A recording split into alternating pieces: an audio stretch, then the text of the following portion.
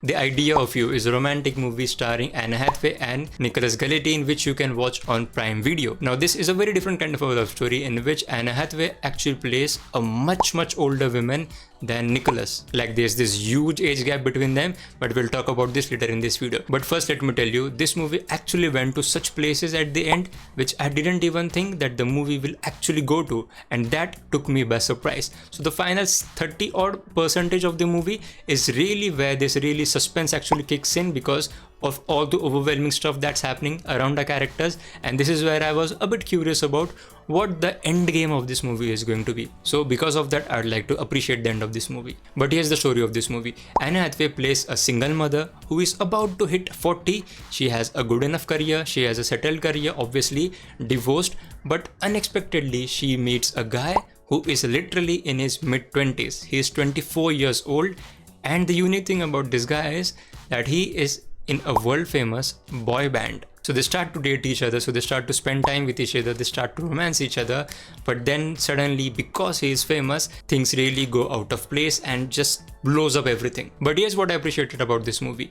The reason behind Anne Hathaway actually falling for this guy was just hinted at, that Anne Hathaway's character, she actually got pregnant pretty young, so she got married pretty young, then she got divorced as well. But one line that she says in the movie is that she kind of missed out on her 20s. But it's simple, she really wants to live her 20s once again, and that feeling perhaps pushes her to a guy.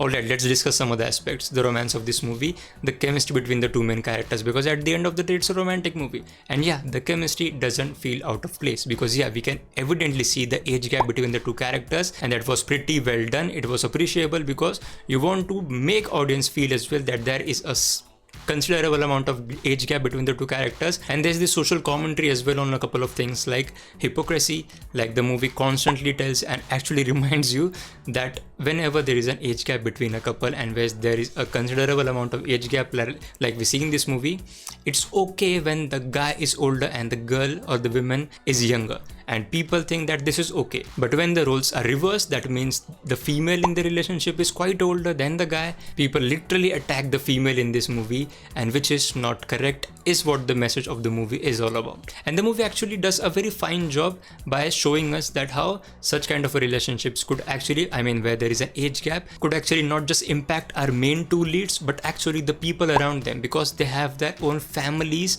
before this relationship. So how such relationships actually affects the people around them was actually very nicely shown in this movie, and which actually has a pretty important in that entire relationship as well, that it's not about just the two people, not just the boy and girl, but also the people around them, because the people around them will be having the most impact of their relationship.